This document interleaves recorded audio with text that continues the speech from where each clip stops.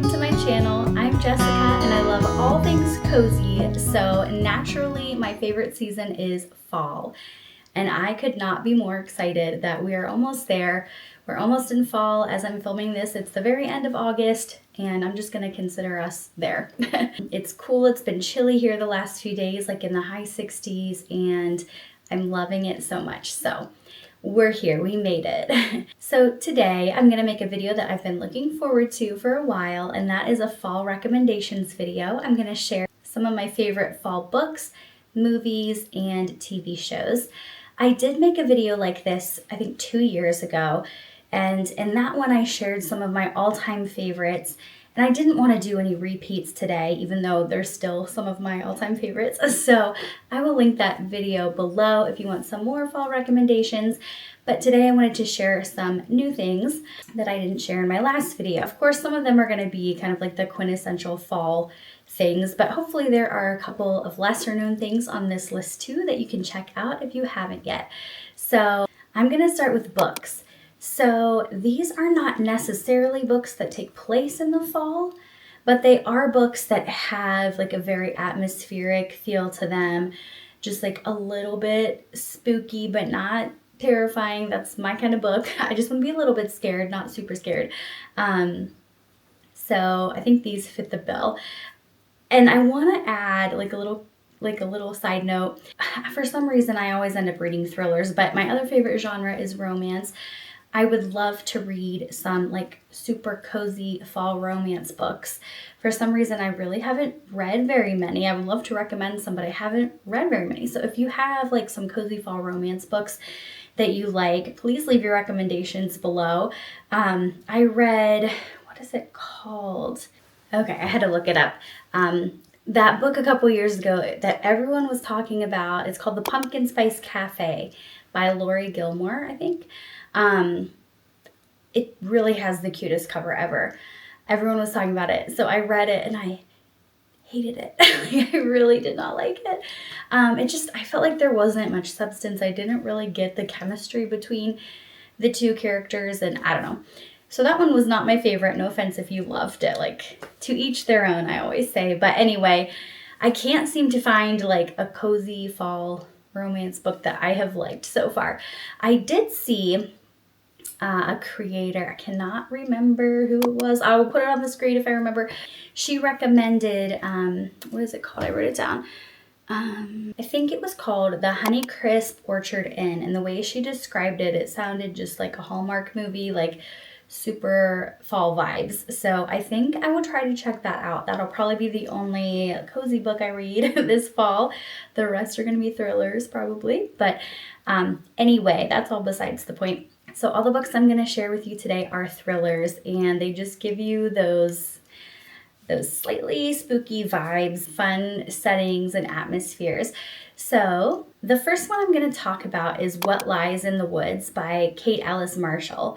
I read this book last year and could not put it down. So it's about these three best friends. There's a lot of like flashbacks to the past, and then also part of it takes place in the present when they're all grown up. But one of the three girls, they always played these games out in the woods. Sometimes they were kind of messing with some spooky stuff that maybe they shouldn't have been. I'll just put it that way. Which adds like an interesting, creepy element to the story. But the one girl, when they were younger, was somebody tried to murder her, and she was stabbed, I think like 17 times or something like that, and survived it. And they found the man who had supposedly done it. He's in prison now, but all these years later, all these things are coming to the surface. Then they find out maybe it wasn't that man that did it, although he was, I believe, like a convicted serial killer, so he was guilty anyway, but he just might not have been guilty of this crime. So the book is about uncovering some lies and just figuring out what really happened that day. It has a twist in the end that I kind of predicted it, but it was still a really good twist. And I believe it is based on a true story, like very loosely, but really, really enjoyed that one. I think it takes place in summer, but like I said, it's, you know, those suspenseful vibes. It takes place in the woods obviously. And just a really good read. Like, you won't be able to put it down. The next book that I highly recommend is None of This Is True by Lisa Jewell. I've read a lot of her books, but this one is by far my favorite. It's another one that I could not put down. While I was going through my day, I was like thinking about it, like, I cannot wait to read this later. I cannot wait till the kids go to bed so I can read this book. I read it in just a couple of days, I think. But it's about two women. They meet at like a bar or a restaurant or something because it's both of their birthdays, so they're birthday twins. And they discover it while they're at their restaurant, or while they're at this restaurant.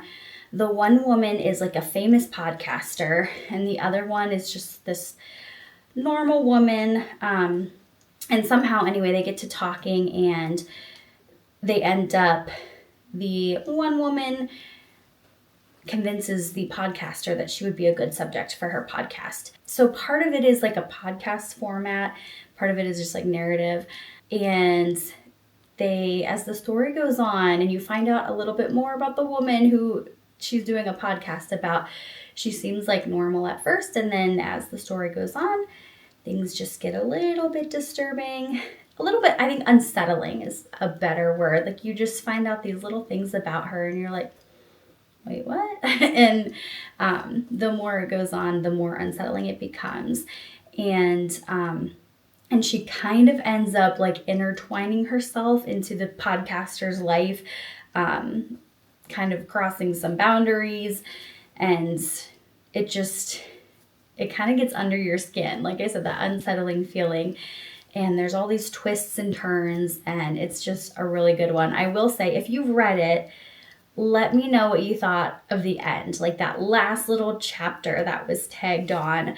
I loved the entire thing up until that last chapter. It wasn't my favorite ending, but I could see other people loving it. So if you read it, let me know what you thought of the ending. The next book recommendation I have is for Hidden Pictures by Jason Rekulic. I think that's how you pronounce his name, not sure. But this one has like a creepy child in it. And any book with a creepy child kind of gets under my skin a little bit. That's one of the things that like scares me the most in books or movies are creepy children. Okay, so this one is about a woman who takes a job as a nanny for this family, this little boy, and she lives on their property. She has her own house, but she's like living on their property with them. And the little boy loves to draw. So at the beginning of the book, he draws all these little cute little pictures, and then as the book goes on, the pictures get a little bit weird, a little bit creepy, and then they start getting to be like really well drawn, like as if there's no way this little, like, I don't remember how old he is, like a 5-year-old boy or something drew these pictures. Like maybe there's something supernatural going on here. And the woman is thinking that maybe this is going to be the answer to some unsolved mystery or something. I don't want to give too much away, but the vibes were just creepy enough, not too scary, but like just creepy enough. It was another one that I didn't want to put down. It was cool because you actually saw the illustrations or like the pictures that the little boy was drawing in the book.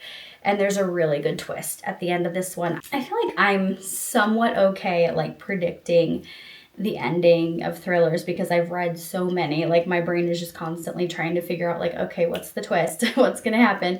That's part of the fun of reading them, I think. But this one really did catch me off guard. I was like, wow, I did not see that coming from like a million miles away. So if you like books like that, I highly recommend this one. The vibes were just great, especially for this time of year.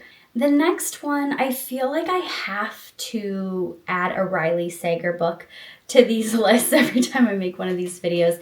And I've already recommended Lock Every Door.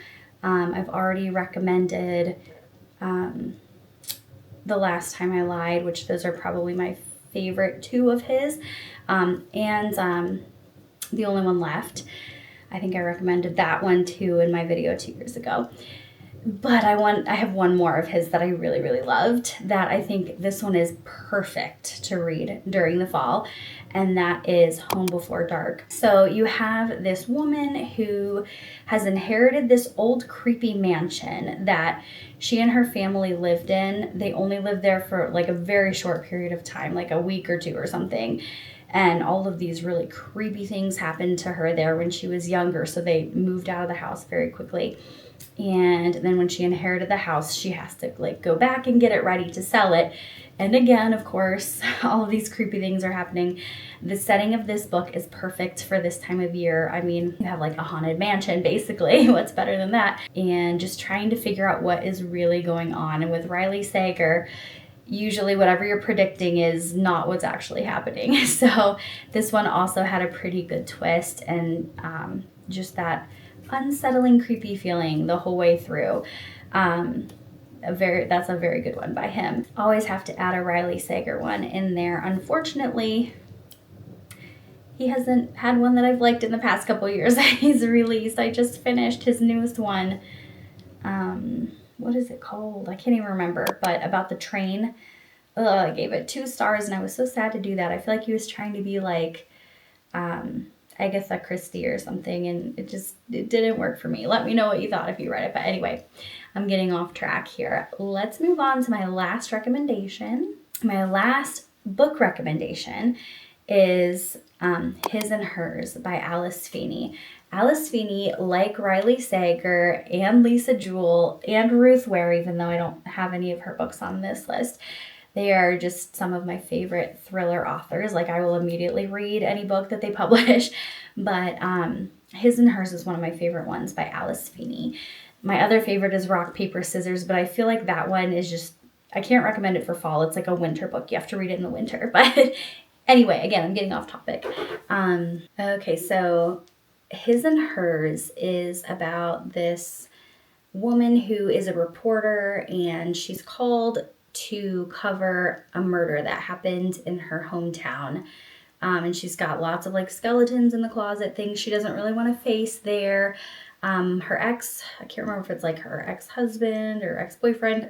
It's been a while since I read it, but he is a detective there, so she's having to kind of deal with him too. And then he becomes like a suspect in this murder, and it's just very twisty. This one, I did not predict the ending. This one had a twist too. I mean, Alice Feeney books always do, but it was just, when you find out the ending, you're like, oh my gosh, I did not see that one coming either. And the twist at the ending was probably my favorite thing about this book. Another one that I couldn't put down. I could say that about all of the books on this list. But that is the end of my book recommendations. So let me know your favorite thrillers. I'm always looking for more to read. Now I'm going to talk about some great movies to watch during the fall. Again, a lot of my favorites, like You've Got Mail, that's top #1, but I talked about it in my other video, so we're going to skip over that. Harry Potter too, we're going to skip over that. But the first one I'm going to talk about that I think really, it kind of covers a very long period of time in all different seasons, but it's just so cozy, and there are some fall scenes in it that just show the beautiful fall leaves in New England, and I love it so much, is Little Women. I grew up watching the one that came out in the 90s. I think I was in 4th grade when it came out, and I remember going to see it at the movie theater with my cousins and my sister and our parents, obviously, and we just like fell in love with that movie, and we would all watch it over and over and over growing up. And I am definitely a Beth, but I feel like everybody has one of the sisters that they can relate to. Yeah, and if you're not familiar, it's just a story. Obviously, it's like a classic novel, a story which has been made into different movies over the years, but it's 4 sisters and just kind of going through their life and showing their love for each other, sometimes their hatred for each other. No, not really, but you know, that love-hate relationship that sisters have, and just showing them when they're young and as they grow up. And it's so heartwarming. It's so cozy. I need to watch it with my oldest daughter because I don't think she's seen it yet, but it's just the perfect movie to curl up under a blanket and just like escape and get into the world of the March Sisters. I loved that the 90s version of the movie, but then a new one came out in like 2019, I think. And I saw it in the theater. I saw it with my mom. We went together to go see it. And I don't know what it was. I don't know if it was because it was so like rooted in my childhood and I felt so connected to the story. But like, I'm just sitting there watching it. Like, I just keep crying throughout the whole movie. And there are like very sad parts too. But there's just something about that. I love that 2019 version. Maybe even better than the 90s one. There's just something about that really tugs at my heartstrings, and it's beautiful and perfect to watch this time of year. The next one is so similar to that. It has like such similar vibes, such similar themes and feelings that are attached to it, and that is Anne of Green Gables. I did watch the Anne with an E series on Netflix, and I thought it was okay. Didn't love it, and I think that's because the one that came out in, I think it was like 1983, sometime in the 80s. I grew up watching that one, and I feel like you can't improve upon that one. It's so perfect. I watched that. I don't know, for some reason I remember like every time there was a snow day, we would watch it because it's like a really long, it was like a mini series. But we had it and we would watch it when there was a snow day. So I associate it with like really cozy, happy feelings. It's another one that it spans over many years. We watched, there's like different parts to it. Like Anne of Green Gables, Anne of Avonlea, there's more than one. Anne is just such a lovable character. And although I thought she was annoying in the Anne with an E version, but I don't know. Tell me if this might be an unpopular opinion, liking, but not loving the Anne with an E version. I don't think I liked Anne as much. I think that's what it was. I'm trying to sit here thinking about why I didn't like it. I think I just didn't, something about Anne like didn't hit right for me in that one. I'm not sure what it was. Because I feel like the Anne, I don't know what the actress's name who played her in the version from the 80s, but she was just so perfect. You can't improve when you're already perfect. So anyway, just like all the different iconic scenes, like when she breaks her slate over Gilbert's head, or when she accidentally gets Diana drunk when she thinks she's just giving her like raspberry cordial, but she's actually giving her wine or whatever it was.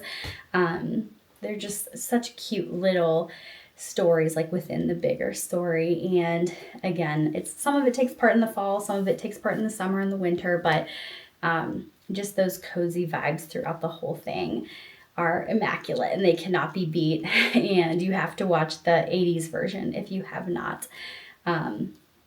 So cozy, so perfect for this time of year. I could have added like some scarier movies to this list, but I just didn't really want to. I kept it kind of cozy as far as these movies go. So the next couple are some that are good family movies. The next one is Casper, and another one with like the perfect haunted house. Doesn't it end with like a Halloween party? Like it's the perfect movie for this time of year, and you can watch it with your kids.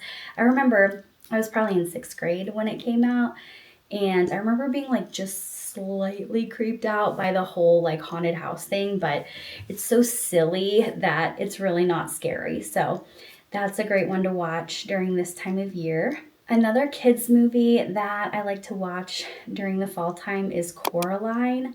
I've read the book and it actually was like a little bit disturbing to me. And honestly, the movie, I watched it as an adult the first time. Like I think I was an adult when it came out, but and afterwards I couldn't stop thinking about it and I was like a little bit disturbed by it. Like it kind of stuck with me. I don't know if I'm the only one. Let me know if you as an adult were also a little bit creeped out by Coraline.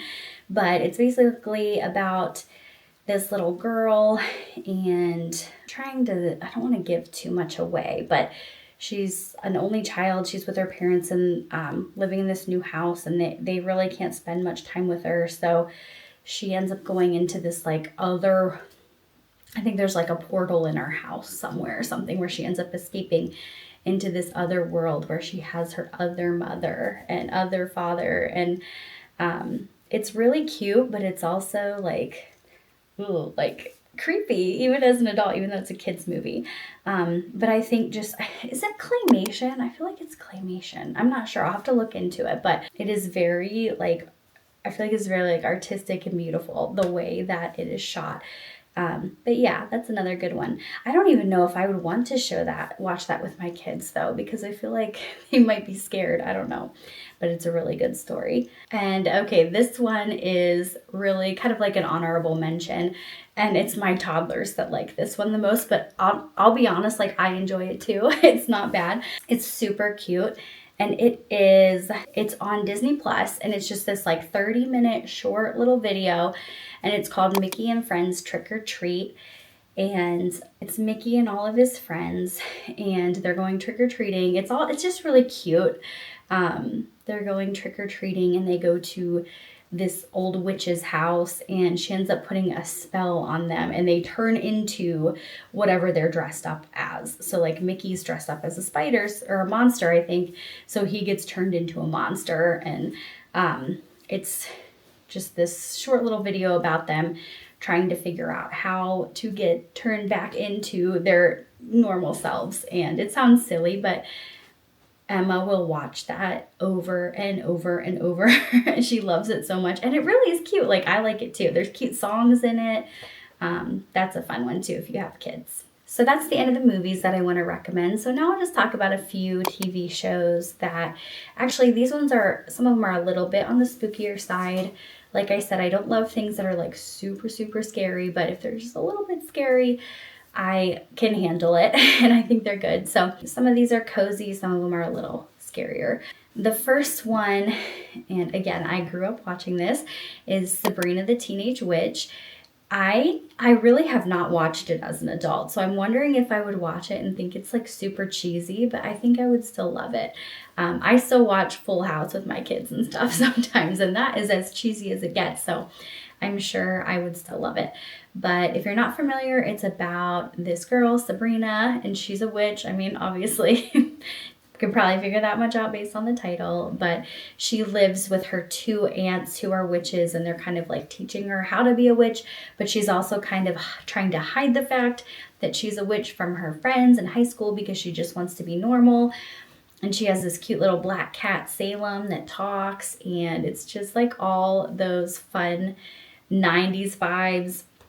I'm a 90s kid, so I love anything from the 90s. So that one is super fun.